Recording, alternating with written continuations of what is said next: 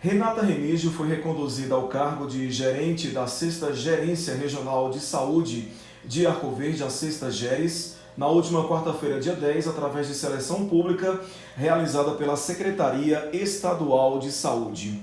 Desde 2015 no cargo, Renata vai conduzir a 6ª GERES por mais 2 anos, prorrogável por mais 2. Renata, qual é o objetivo da sua gerência para os próximos 2 anos à frente da GERES Arco Verde? Oi, Dácio, boa tarde.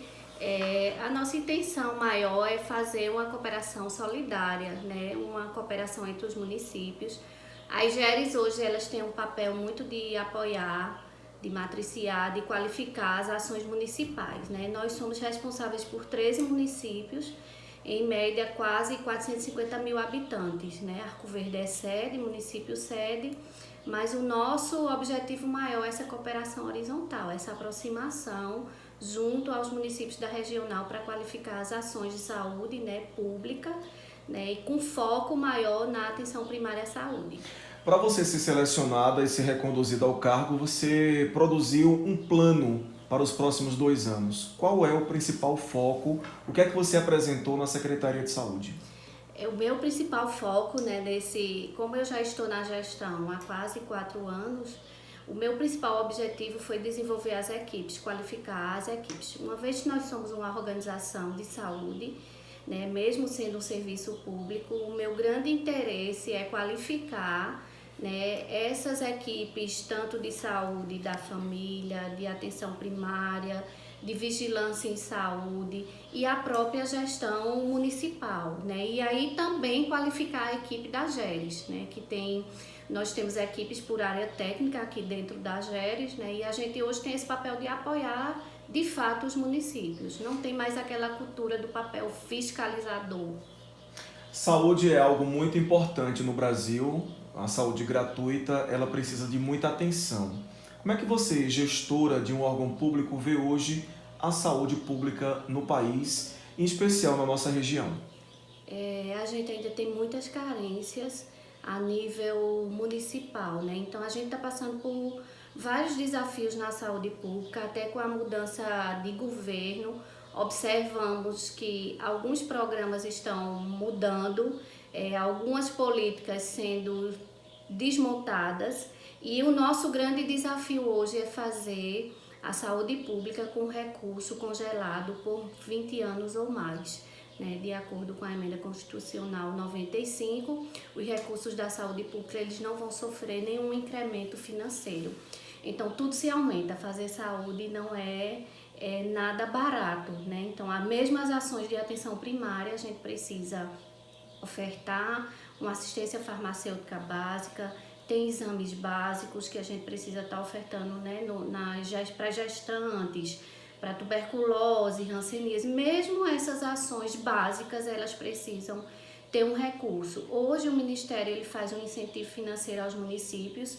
Os municípios eles têm um financiamento também municipal, parte da contrapartida dele, parte da contrapartida estadual. Então, por isso que o nosso foco maior é a atenção primária, porque é o mais básico e é o que é mais, podemos dizer, barato, né? Mas as ações de média e alta complexidade são ações caras, né? Alguns medicamentos especializados da ciência farmacêutica especializada, e alguns municípios têm sofrido muito com a judicialização hoje, com relação aos insumos, né, aos medicamentos que nem são distribuídos dentro da REMUNE, né, que é a relação dos medicamentos municipais, e nem está dentro da RENAME estadual também. Então, hoje o nosso grande desafio é fazer muito com pouco. Né? Então, essa aproximação dos municípios é necessária para que nós possamos qualificar. E eu acho que hoje a gente tem que ter uma desenvoltura maior, né, para quem é gestor. A gente aqui não gerencia recurso, né?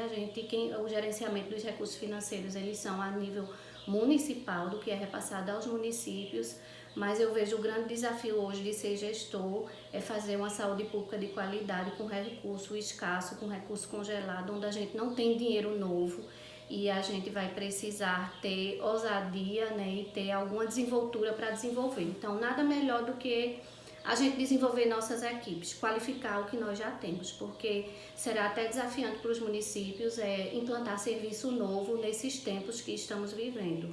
Então, você tocou aí num ponto importante, que é a distribuição gratuita de medicamentos. Muitas pessoas procuram e reclamam da falta de distribuição dos medicamentos que deveriam estar na farmácia e não estão distribuídas pelo governo. Como é que você vê isso? A gente, como eu estava falando, a gente tem a medicação da assistência farmacêutica básica, que é da responsabilidade dos municípios, e a assistência especializada, né, alguns medicamentos do elenco, elas estão na responsabilidade estadual.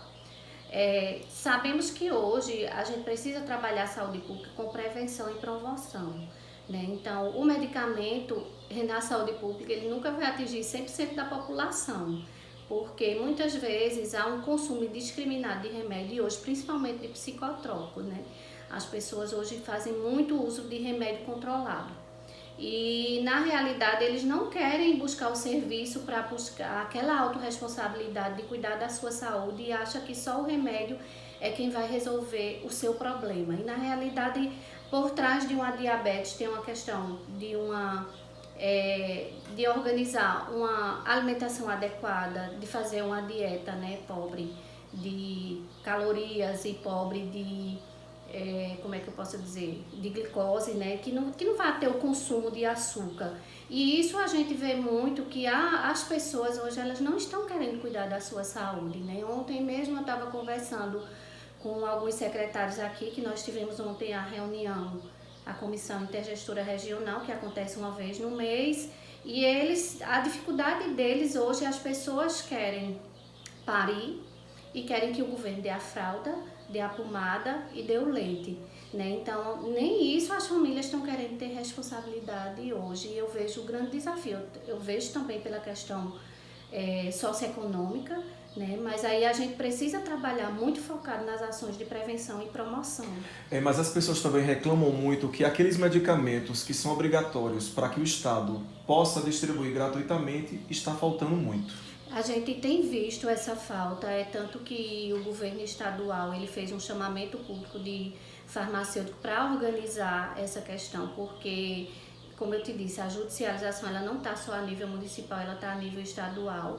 E aí a gente tem visto que os processos licitatórios, eles estão tentando apressar os processos licitatórios para poder fazer esse abastecimento, porque de fato tem alguns insumos estão em falta e eles estão fazendo esse processo licitatório. Outro dia, inclusive, teve até uma reunião em Recife com o Ministério Público, né, os chefes da assistência farmacêutica estadual, justamente para acordar esse período, né? E tem algumas medicações que nem estão contempladas para distribuição.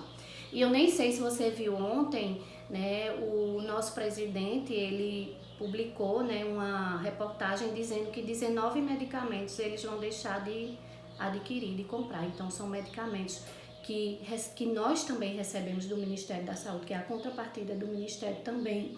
E tem alguns tratamentos para oncologia, que isso a gente ainda não sabe, porque essa notícia foi ontem, eu nem sei como é que vai ficar essa situação. Aquela pessoa que está nos assistindo agora e ela está precisando de um medicamento, já procurou na farmácia do estado e não tem esse medicamento, o que é que ela deve fazer?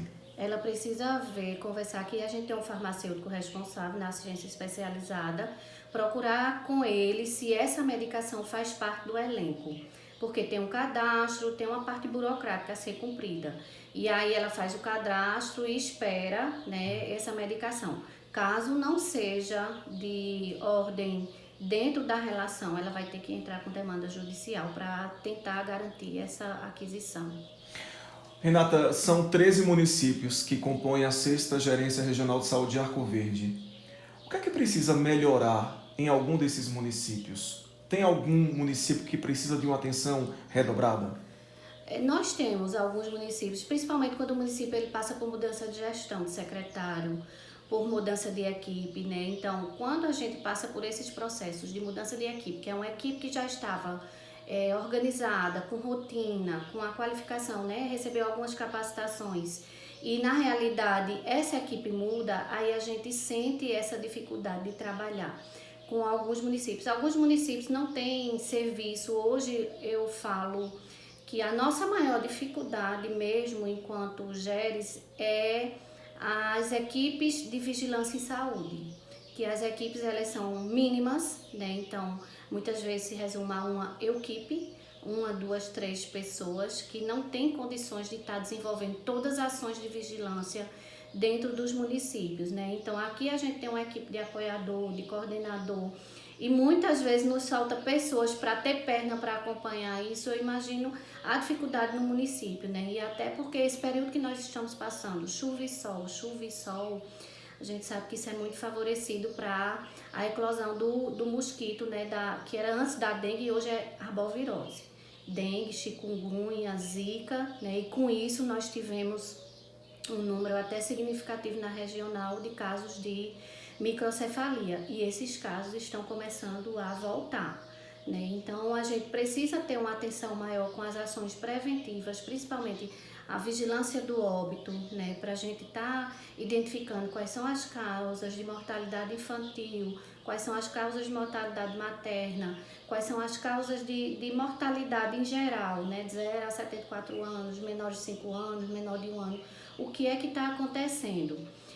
A nossa GERES, ela passa por um monitoramento que é o Pacto pela Saúde, a nossa não, a todas as GERES, né? No estado são 12, e a gente passa pelo monitoramento do Pacto pela Saúde, e até então nossos indicadores eles vêm sendo reduzidos, a gente não está com indicador negativo atualmente. Nós estamos com indicadores bons, temos reduzido significativamente a mortalidade infantil, né, que são os indicadores monitorados pelo nosso governador, acidente de transporte terrestre, a questão da cobertura das consultas de pré-natal, mas aí a gente já tem uma preocupação que não é só ter quantidade de consulta, esse pré-natal, né, de baixo risco ser feito e ofertado de qualidade, com os exames básicos garantidos para essas gestantes, termos uma referência, né, depois da chegada da OS no Hospital Regional Rui de Barros, isso favoreceu muito a queda da mortalidade infantil, né, na nossa região, porque diminuiu aquela história da peregrinação das gestantes. Embora nossos municípios, todos eles têm uma unidade de saúde, que pode estar fazendo parte de risco habitual, mas nossas unidades maiores é a PAME de Buíque, que realiza, né, o maior número de partos e internamento, e o Hospital Regional Rui de Barros Corrêa. Vamos voltar a falar sobre esses casos de dengue, zika e chikungunya especificamente agora. Sol e chuva, realmente. E muita gente não tem a preocupação de não deixar os vasos, né, abertos com água parada. Muita gente fala, por que o governo do estado não traz o carro fumacê para a nossa região, especificamente para Arco Verde? Como é que é feita essa solicitação do carro fumacê? Muita gente reclama nos bairros periféricos da quantidade de muriçocas. O critério do carro fumacê é quando a gente tem uma infestação alta, número de casos notificados e confirmados, né, clínica epidemiológica ou laboratorialmente. A gente tem algumas áreas na nossa região que estão em zona de alerta em epidemia, né? Alguns municípios eles têm essa classificação, mas muitas vezes os municípios têm os casos, mas não notificam. E depois que você faz a notificação, você tem um período também de X dias, né, até 60, 90 dias, para você confirmar esses casos como positivo. Então, se a gente não tiver essa confirmação, pode estar com as unidades cheias de pessoas dizendo que estão com dengue, ou com chikungunya, com zika, mas se a gente não tiver essa confirmação, não há critérios para a vinda do carro fumacê. E até porque é um veneno, se trata de um veneno. E ele vem e ele faz a alteração do ambiente, né, do habitat natural. E nós também estamos com desabastecimento do veneno, do insumo, para fazer o acompanhamento, as visitas, tanto aquele que coloca na casa, né, com a visita do agente comunitário de endemias, ou aquele que faz o tratamento, a borrifação, bloqueios, quando já há casos, né, porque existem estratégias antes da vinda do fumacê para que possa se caracterizar a necessidade sim ou não do carro fumacê. Então, primeiro é o tratamento nos domicílios com aquela visita do ACE, que se ele identificar foco, ele coloca lá, né, o veneno. Depois, caso necessário, se tiver muitos casos positivos naquela quadra, naquela rua, ele vai fazer um bloqueio, que é uma borrifação com bomba costal, né? E ele tem um raio maior. E aí depois, quando já está sem controle, né, números de casos no município, é que vem a vinda do fumacê. Embora nós estamos na nossa região, né, com o município de Custódia, que está com a identificação do vírus DEN2, né, que é um vírus mais agressivo, e a gente tem monitorado mais de perto, né, depois que começou esse período maior de número de casos, foi o único município da nossa região que de fato recebeu o fumacê. O que é que esses municípios alegam em não notificar a Gerência Regional de Saúde sobre os casos de dengue? Às vezes, Dácio, passa desapercebido pelo serviço, porque a notificação ela precisa acontecer tanto pelas unidades básicas de saúde, né, os profissionais, como os profissionais das unidades hospitalares. E aí, muitas vezes, quando a gente vem ver o caso, a notificação, o paciente ele já está na unidade hospitalar ou ele já saiu. Porque o período para a gente fazer a coleta do exame, né, é 3 dias quando a gente vai fazer a biologia molecular para identificar o tipo do vírus, né, que esse caso de Custódia só foi possível porque a gente fez essa identificação dentro dos 3 dias e até o 7º dia para fazer a identificação se positivo ou negativo, né? Então, aí muitas vezes essa notificação ocorre fora desse prazo, então já não tem mais como a gente fazer essa confirmação laboratorial, embora, né, poderia ser feito o clínico epidemiológico, né, com sinais e sintomas.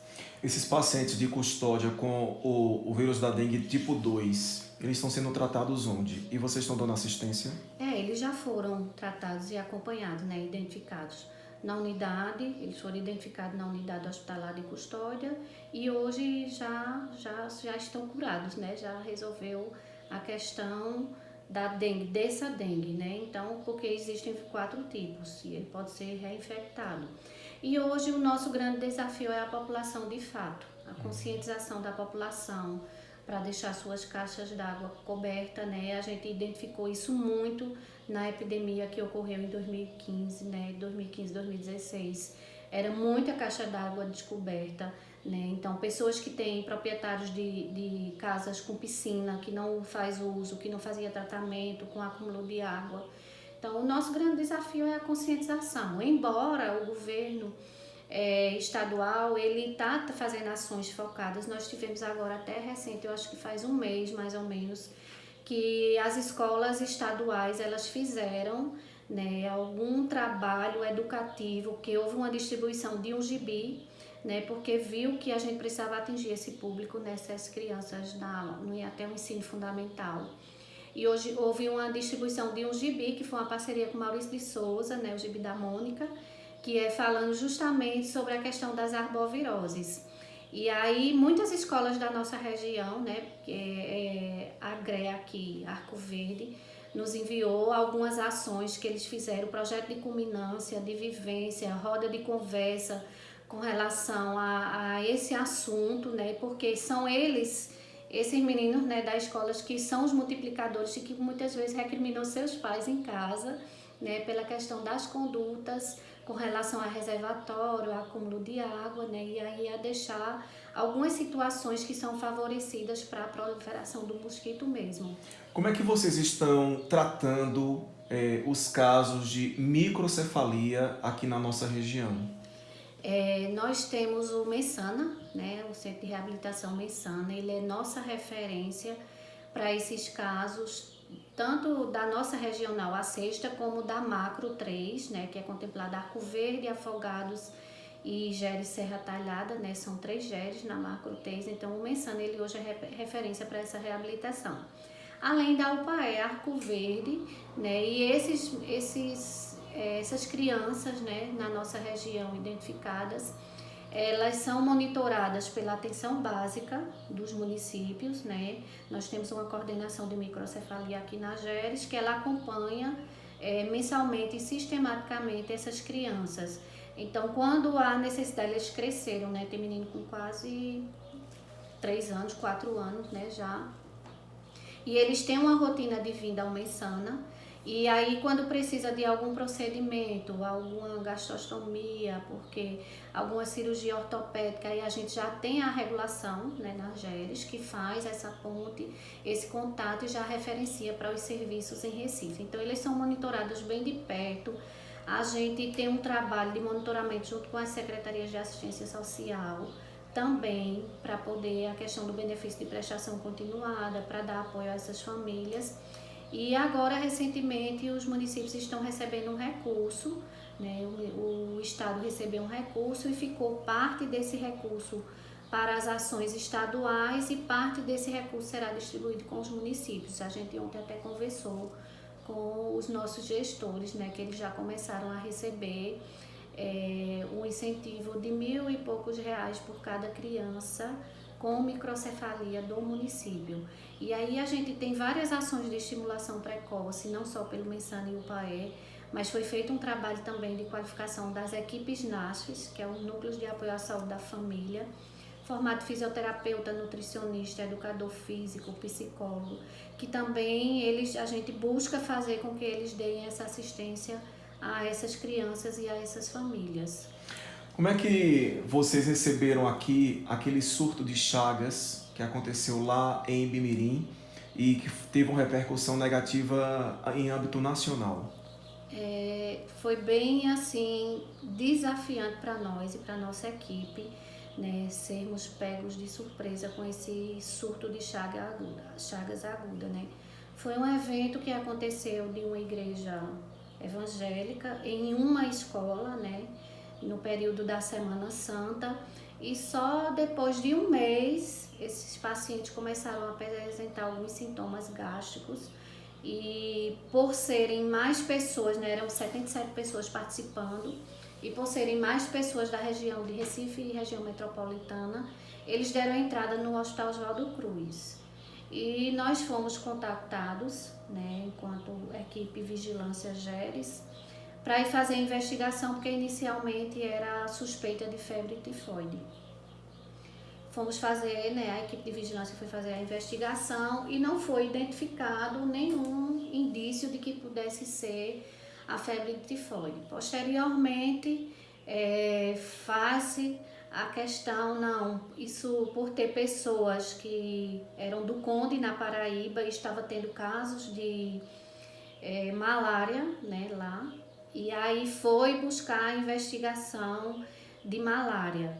Então, nessa intervalo de organizar as ações para a investigação de malária, a equipe da GERES aqui, né, nós temos biomédicos, tem um laboratório de saúde pública descentralizado aqui, eles foram fazer uma investigação de diagnóstico diferencial, que a gente chama, né, para a malária, hoje é a doença de Chagas.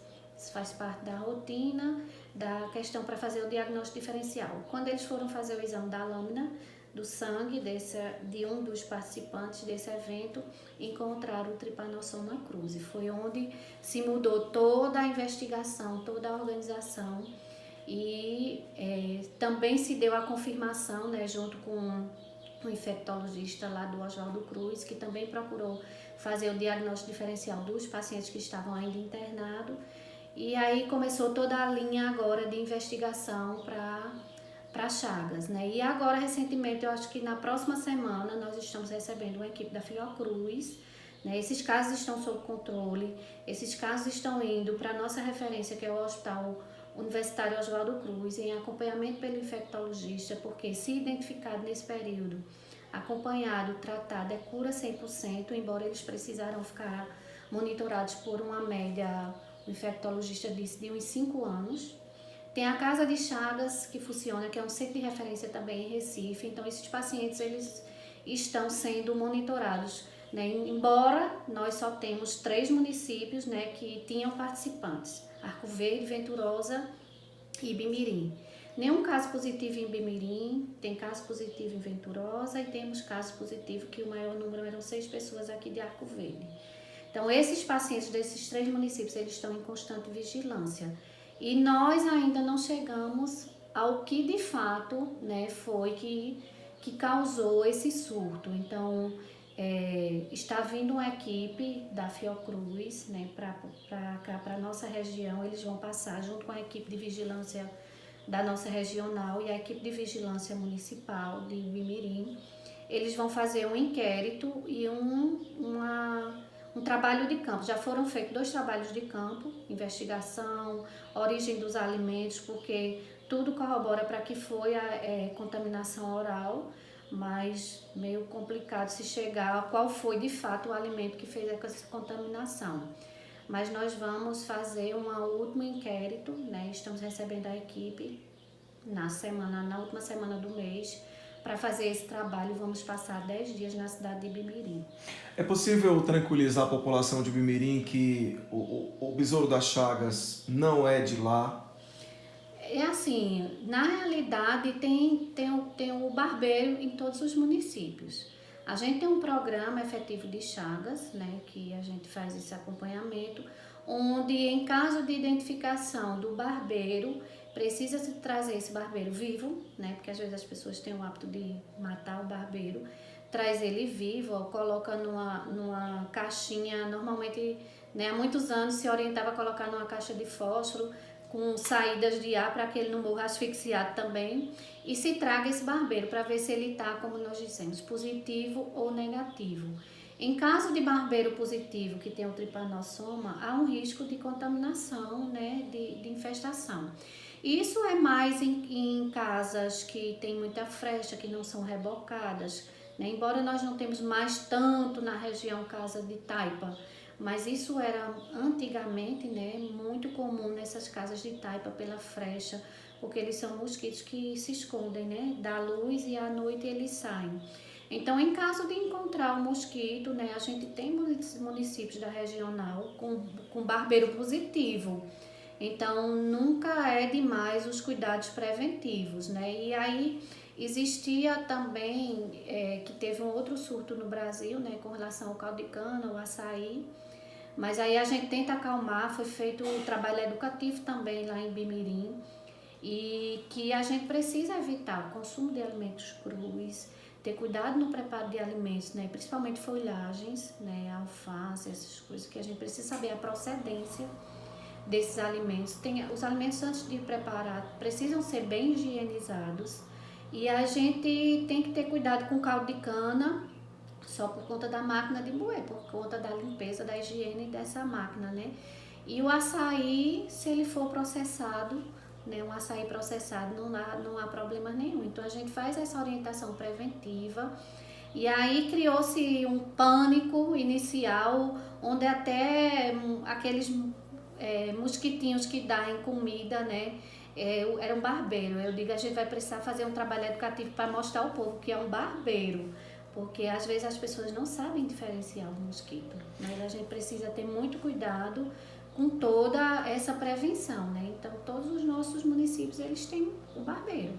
A gente precisa saber se tem caso positivo, sim ou não. Vamos falar sobre a Operação Lei Seca. Quando é que efetivamente a Sexta Geres vai ter um núcleo fixo da Operação Lei Seca? É o nosso sonho de consumo, que eu digo, né? A gente tem um núcleo da Operação Lei Seca. A gente tem um núcleo do Sertão, né, que ele fica localizado nas Geres de Serra Talhada, que pega Arco Verde, Geres Arco Verde, Geres Afogados, Geres Serra Talhada, Salgueiro, Oricuri e Petrolina. Então, hoje essa base Sertão da OLS, né, tá centralizada lá, onde nós temos um major, né, de nossa referência, que faz toda a articulação para as operações Leis Secas na região. E há uma previsão de uma possibilidade de uma instalação da Operação Lei Seca aqui em Arco Verde? Existe essa pretensão e essa conversa dentro do governo estadual, né, para descentralizar essas bases, principalmente porque o número de acidentes é maior no interior, né? A gente ainda vê essa cultura das pessoas não andarem com os equipamentos adequados. O nosso maior número é de acidente de moto, de fato, né? E aí a gente termina organizando as operações para aqueles municípios que estão com um número de casos de óbito por acidente de transporte terrestre maior. E, consequentemente, com esse alto número de acidentes que nós temos aqui na nossa região, o Hospital Regional de Arco Verde, que é uma referência não tem uma cirurgia de ortopedia. Os casos são encaminhados para a Serra Talhada, que é a referência aqui na região. Quando é também que nós vamos voltar a ter cirurgias de ortopedia no Hospital Regional? A gente tem a nossa referência da Sexta Geres hoje para a cirurgia ortopédica, de fato, não faz atendimento, eles são encaminhados os pacientes. Né? Às vezes, dependendo da gravidade, faz uma estabilização no caso e encaminha. Mas nossa referência hoje é uma clínica em Serra Talhada para cirurgia e casos mais graves são encaminhados para o Hospital Regional do Agreste ou até próprio Hospital da Restauração. E a gente sabe que o risco é maior porque é segundo, a vida é questão de segundo. Mas não há previsão de implantação porque equipe médica, né? Nós temos uma dificuldade muito grande no interior de fixação de profissional médico. Muitas vezes, o concurso mesmo, Arco Verde foi um do Hospital Regional, né? Eu falo, que é a nossa referência.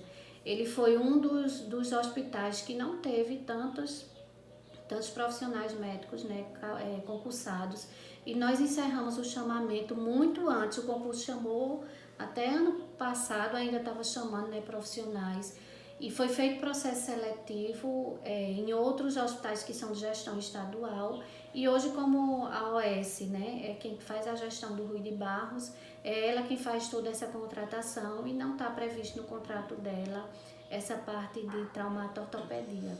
Como é que você avalia, então, o gerenciamento da OS no Hospital Regional Rui de Barros?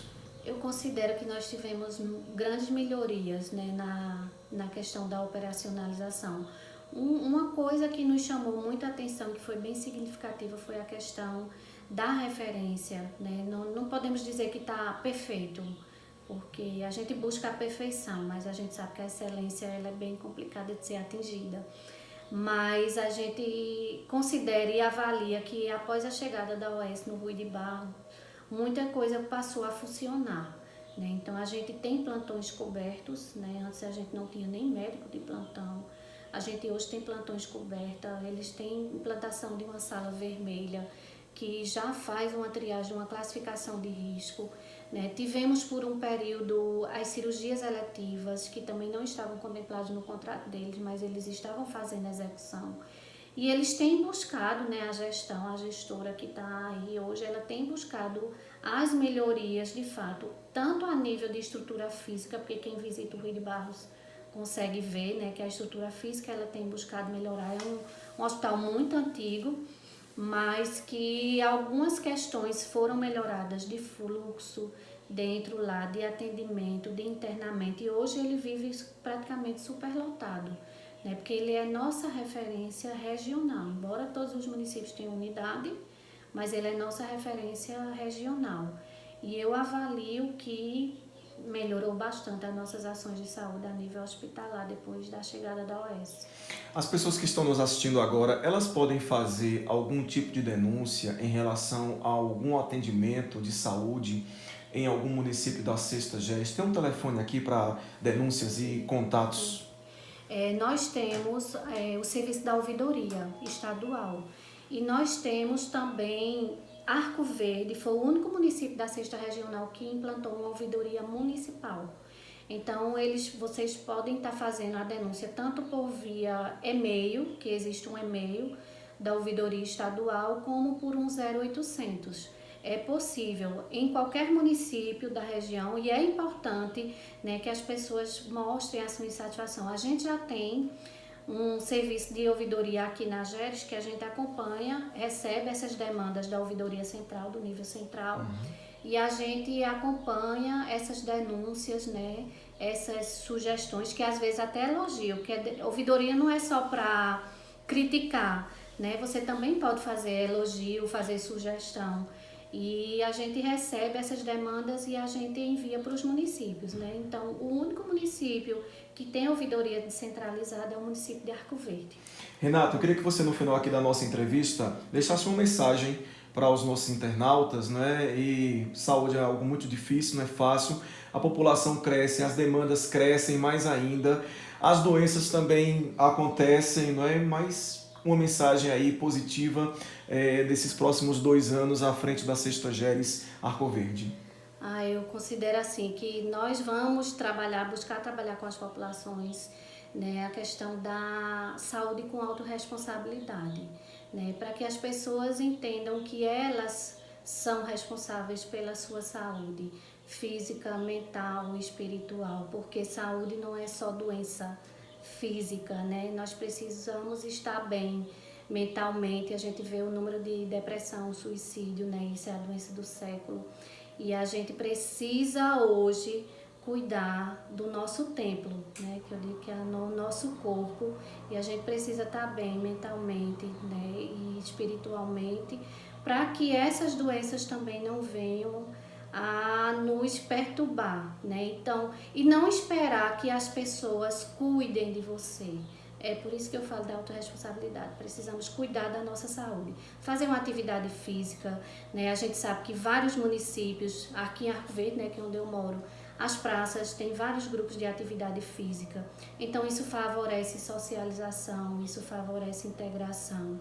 E que nós possamos, né, nesses 2 anos, estar junto, né, como a gente sempre fala, na saúde, ninguém larga a mão de ninguém, mesmo passando por vários desafios, quer seja financeiros, quer seja estrutural, né, porque o nosso país está passando por vários desafios também, e que nós possamos, né, vejam a Geres como uma apoiadora, vejam a Geres como uma equipe que tem uma qualificação técnica, e precisando de nós, estamos à disposição, podem vir aqui, né, e a gente tenta fazer o melhor possível.